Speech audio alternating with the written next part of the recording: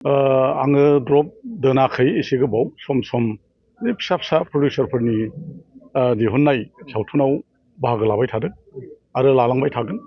बिसेस आंनि न'खरनि माखासे आंनि जिथु कर्मचारि बा साख्रि मावनाय बे खेथ्रआव आङो गेजेराव द्रप दंमोन आरो समजों गोरोबनानै आङो सावथुनाव बाहागो लानो हायाखैमोन, फाव खालामनो हायाखैमोन। नोंथाङा लासैनो खालामबाय थागोन। आगोलनि समाव मा सिनेमा बानायो?